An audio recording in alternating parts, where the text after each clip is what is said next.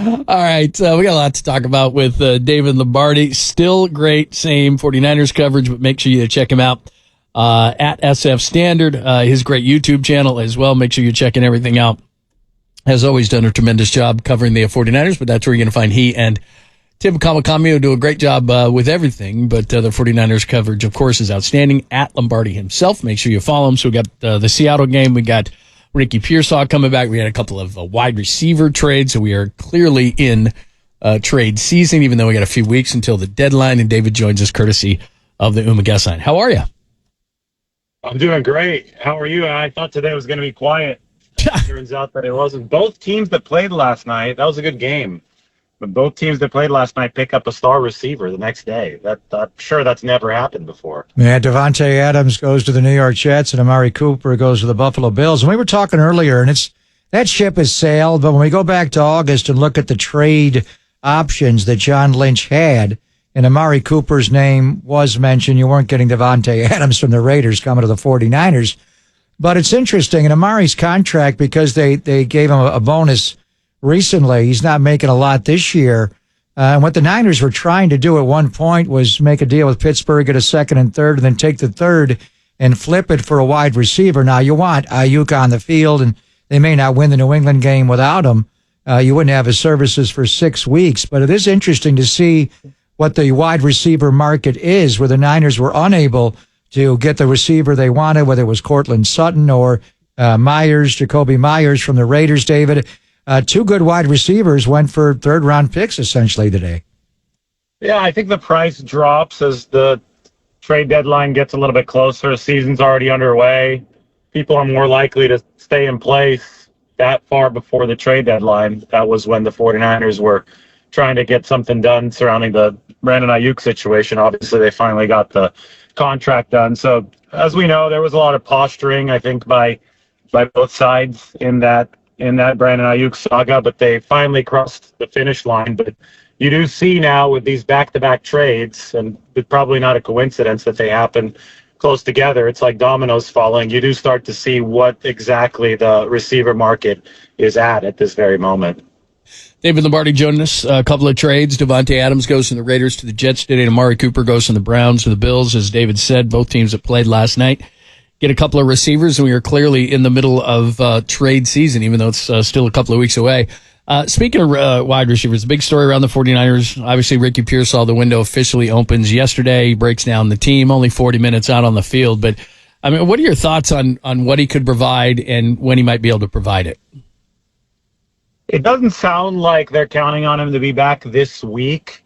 But so then you zoom out and you look at what the possibilities are. When the practice window is opened, you've got 3 weeks before the player has to be activated from whatever injury list he's on for Pearsall to NFI to the 53-man roster. That would actually line up perfectly with the 49ers bye week. But I don't have any details besides the fact that the 49ers thought that this week might be a little bit too ambitious. But who knows? Maybe he proves them wrong on Wednesday, Thursday, and Friday. It looked like he was really, really excited to be out there on the field yesterday. They actually encouraged him to break down the pregame or the pre-practice huddle. That was Warner and George Kittle that were calling for Ricky Pearsall to do it. And then after practice, Kyle Shanahan had him break down the post-practice huddle. So this is obviously a huge deal for Ricky Pearsall. Look at the details medically here. There wasn't that high of a chance of survival based on where the bullet entered his chest. That's what the people at San Francisco General were telling Kyle Shanahan. Obviously, he not only survived, but that he's thriving. He's at an actual NFL practice just 6 weeks later. So for Pearsall and for the 49ers, amazing news. But I also think this is a morale boost for San Francisco. You have your first-round pick back after 6 weeks ago, and he's now back out at practice. I think, it gives everybody a little bit more wind behind their sails. And he was out there without the blue jersey on, which is a good sign. When he was working in the off-season in the OTAs, he had the blue jersey on with a partially dislocated shoulder, then obviously missed time in training camp, and he had the hamstring. So that's a good sign there was no blue jersey on. But there was a blue jersey on J.P. Mason yesterday, and I know you guys were not allowed in very long, about 4 minutes.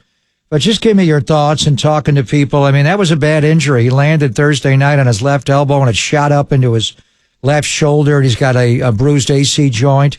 Do you think he'll be able to play against Kansas City on Sunday? And then you've obviously got Garendo. You've got Patrick Taylor Jr., Keyshawn Vaughn is on the practice squad, a undrafted rookie player from Missouri. He's got a lot of shiftiness. Would they bring Matt Breida back? Just what are your thoughts about Mason's availability Sunday, and what do the 49ers do behind him? Well, yeah, it is the shoulder sprain. A lot of times that's a pain management issue. Obviously has a non-contact jersey on at practice. And, I wouldn't be surprised if this came down to Sunday to see how Jordan Mason feels. Maybe he even suits up for the game, but he came back in for a play in the second half last week, and obviously I think the pain was a little too great to keep on going.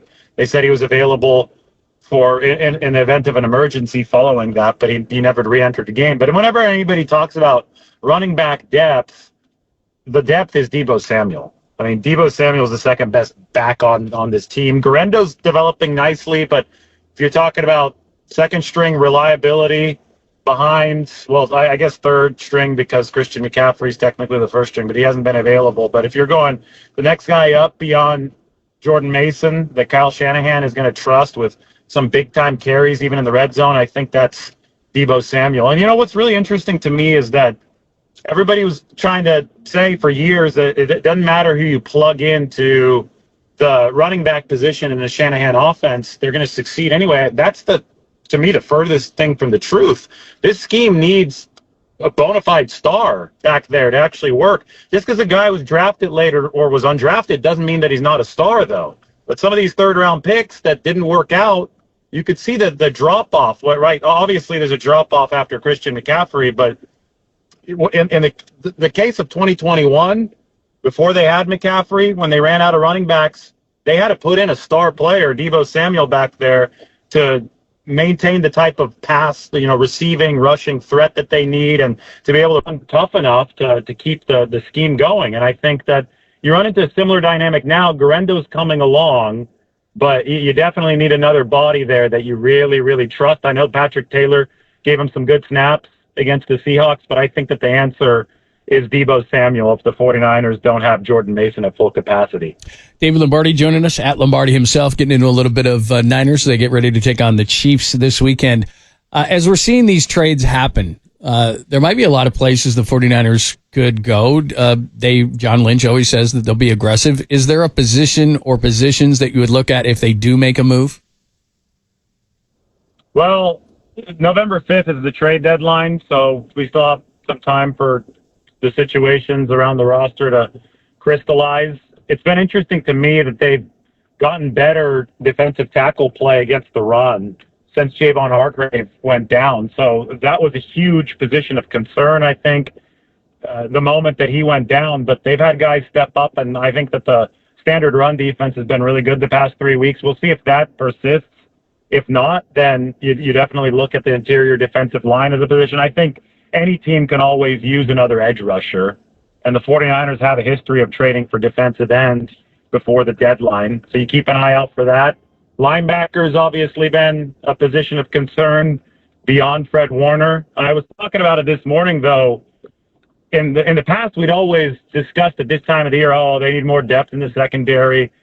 Not this year. I think that the big return for the 49ers, the big addition for them could be when Charvarius Ward returns to full health, because they're deep in there. We talked about all the young players that they had at the cornerback position who were promising leading up into the season during training camp, and I think that came into fruition with the Renardo Green game and that interception when he undercut the route to DK Metcalf. So funny enough, it's all turned around. This team is really deep in this area.